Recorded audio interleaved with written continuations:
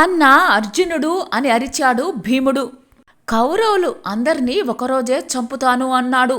ధనుర్ధరులైన వాళ్లకు మాట ఒకటి చేత ఒకటి ఉండకూడదు. ఇది మహాదోషం అన్నాడు ధర్మరాజు. ఆప్తుల మరణాన్ని చూసేసరికి ధైర్యం జారిపోయింది భీముడికి. కుప్పగా కూలిపోయాడు. అన్నా నేను పడిపోయాను అన్నాడు హీనస్వరంతోటి. నువ్వు తిండి తెగ తింటావు, ప్రచండమైన భుజశక్తి కలిగి ఎవ్వరినీ లక్ష్యపెట్టవు, అందుకే ఈ గతి పట్టింది నీకు అని చెప్పి నిర్వికారంగా ముందుకు సాగిపోయాడు ధర్మరాజు. శునకం మాత్రం అతడిని అనుసరించింది. కొంత దూరం వెళ్లేసరికి దశ దిశల దివ్య కాంతులతోటి దేవేంద్రుడు స్వయంగా వచ్చాడు. ధర్మరాజా, ఉత్తమ పురుషుడవు నువ్వు, రా ఇదిగో దివ్య రథం ఎక్కు అంటూ ఆహ్వానించాడు.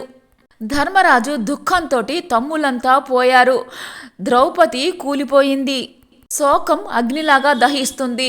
వాళ్ళు లేకుండా నేను మీతో రాలేను అన్నాడు. ధర్మరాజా, విచారించకు. శరీరాలు విడిచి నీ వాళ్ళందరూ ఇదివరకే స్వర్గానికి వచ్చారు.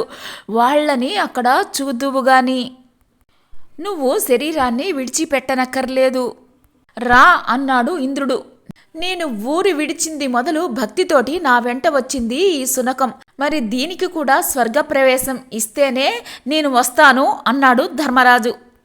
ధర్మరాజా, జాగిలానికి దేవభావం ఎలా వస్తుంది? నువ్వు మాత్రం రథం ఎక్కు అన్నాడు ఇంద్రుడు.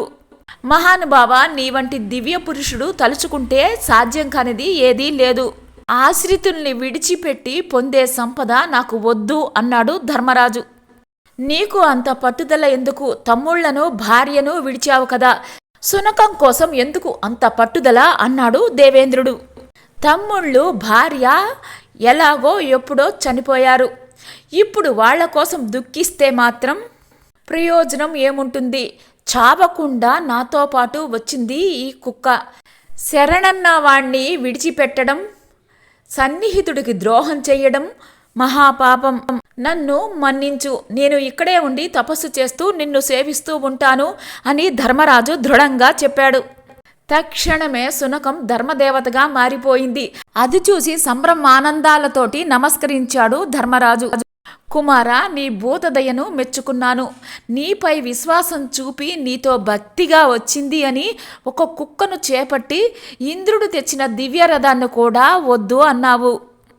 నీ ఉదాత్తత ఇంద్రుడు కూడా కళ్ళారా చూశాడు. ఇంకా శరీరంతోటి పుణ్యలోకాలకు వెళ్ళు, అవ్యయ పదాన్ని పొందు అని ధర్మదేవుడు ఆదరంగా చెప్పాడు.